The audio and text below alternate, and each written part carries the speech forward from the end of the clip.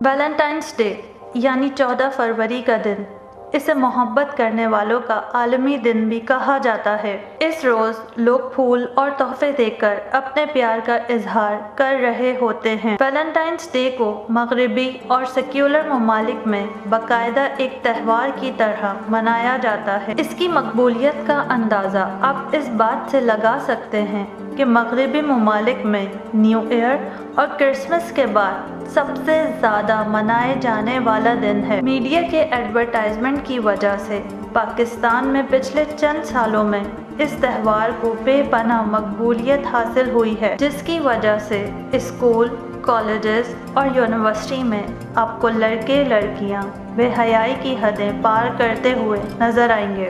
بہت افسوس کا مقام یہ ہے کہ میڈیا کے چینلز اس تہوار کی آگہی کے بجائے اس تہوار کو پروموٹ کرنے میں مصروف ہیں۔ اس کے علاوہ چند نام نہاد لبرلز بھی اس کا دفاع کرتے ہوئے نظر آتے ہیں۔ کیا آپ جانتے ہیں کہ ویلنٹائنس ڈے کی اصل تاریخ اور حقیقت کیا ہے؟ اسے کیوں منایا جاتا ہے؟ اس کو پھیلانے کے پیچھے مقاصد کیا ہیں؟ ان سب باتوں کا جواب جانیں گے آج کی اس ویڈیو میں۔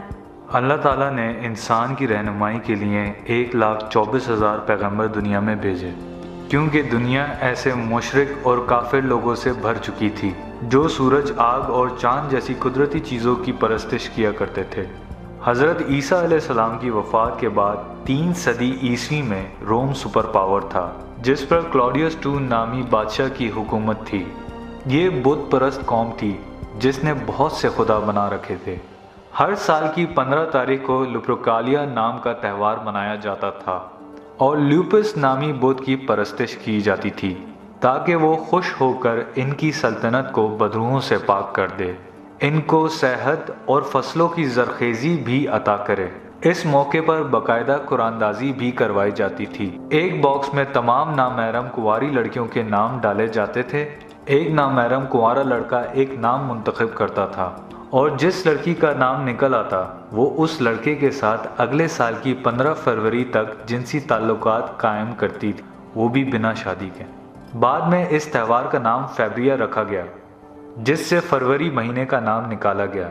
دوستوں، روم میں اس وقت حضرت عیسیٰ علیہ السلام کے پیروکاروں میں سے ایک عیسائی پادری کا نام سینٹ ویلنٹائن تھا، جس نے اس بے حیائی کو دیکھتے ہوئے لوگوں کو اس بے حیائی سے بچنے کے لیے شادی کروانا شروع کر دی۔ کلاڈیس بادشاہ مزید فتوحات کر کے روم کو مزید طاقتور بنانا چاہتا تھا، مگر اس نے جنگ کے لیے فوجیوں کو بھرتی کرنا شروع کیا تو بہت کم لوگ فوج میں شامل ہوئے اور نہ ہی زیادہ لوگوں نے فوج میں شامل ہونے کی خواہش کی۔ بادشاہ نے اس معاملے کی تحقیقات کرنے کا حکم دیا تو پتہ چلا کہ بہت سے نوجوان اپنی شادی شدہ زندگی میں مصروف ہیں اور ان کا سارا دھیان جنگوں سے ہٹ کر بیوی بچوں کی طرف مرکوز ہو گیا ہے۔ اس پر کلاڈیس نے یہ فرمان جاری کیا کہ کوئی بھی نوجوان ان کی ریاست میں شادی نہیں کرے گا ورنہ اسے سخت سے سخت سزا دی جائے گی، اور اسے قانون بنا دیا۔ مگر سینٹ ویلنٹائنس نے اس فیصلے کی مخالفت کرتے ہوئے چوری چھپے نوجوانوں کی شادیاں کرواتا رہا۔ جب کلاڈیس کو اس بات کی خبر ہوئی تو اس نے حکم جاری کیا سینٹ ویلنٹائن کی گرفتاری اور قید کرنے کا، لہٰذا ویلنٹائن کو قید کر دیا گیا۔ اسی دوران سینٹ ویلنٹائن کی ملاقات کلاڈیس کی بیٹی جولیا سے ہوئی اور دونوں ایک دوسرے کی محبت میں گرفتار ہو گئے۔ جولیا روز ایک سرخ گلاب کا پھول لے کر اس سے ملنے آتی تھی۔ جب اس معاملے کی خبر کلاڈیس تک پہنچی تو اس نے ویلنٹائن سے ملاقات کر کے ایک شرط رکھی کہ تم روم مذہب یعنی بت پرستی کو اپنا لو۔ ورنہ تمہارا سر قلم کر دیا جائے گا۔ مگر سینٹ ویلنٹائن کے انکار پر 14 فروری کو اس کا سر قلم کر دیا گیا۔ اپنی پھانسی کے قبل اس نے ویلنٹائن کے نام ایک خط لکھا جس کے الفاظ یہ تھے، فرام یور ویلنٹائن۔ اس مناسبت سے لفظ ویلنٹائن ڈے یعنی سینٹ ویلنٹائن کا دن منایا جاتا ہے۔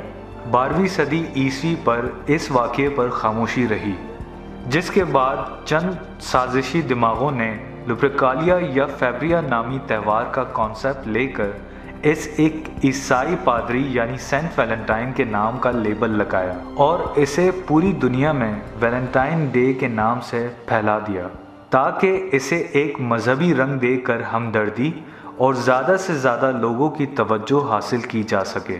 یورپ کے بعد ایشیا ممالک یعنی مسلم ممالک میں میڈیا کے ذریعے خوب پھیلایا گیا، جس کے پس پردہ چھپے عزائم تھے۔ ایک تو مسلمان نسل میں بے حیائی اور لبرلزم کو فروغ دینا، اور دوسرا اس دن کی مناسبت سے فروغ ہونے والی مصنوعات مثلاً چاکلیٹس، جیولریز، گفٹس کے بدولت اپنے بزنس کو بڑھانا تھا، جس میں وہ کامیاب ہو چکے ہیں۔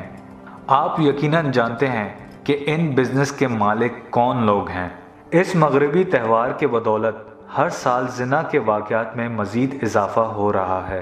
اس کے علاوہ فحاشی اور اوریانی نے جنم لیا ہے۔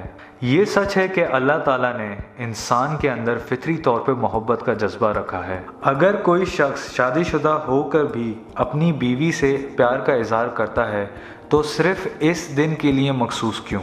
کیا اس پیار کا اظہار باقی دنوں میں کرنا ضروری نہیں ہے؟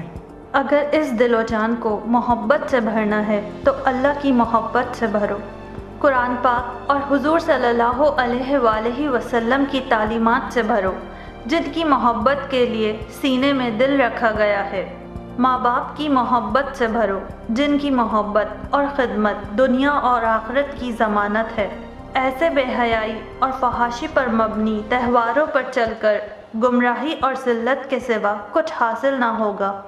حضور نبی کریم صلی اللہ علیہ وآلہ وسلم کی احادیث و مبارک ہے کہ جو شخص جس قوم کے لوگوں کی مشابہت اختیار کرے گا وہ انہی لوگوں میں سے ہے۔ بہت سے لوگ انجانے میں اس تہوار کو مناتے ہیں کیونکہ وہ اس کی حقیقت نہیں جانتے۔ اللہ تعالی ہمیں ہدایت دے اور سمجھنے کی توفیق عطا فرمائے، آمین۔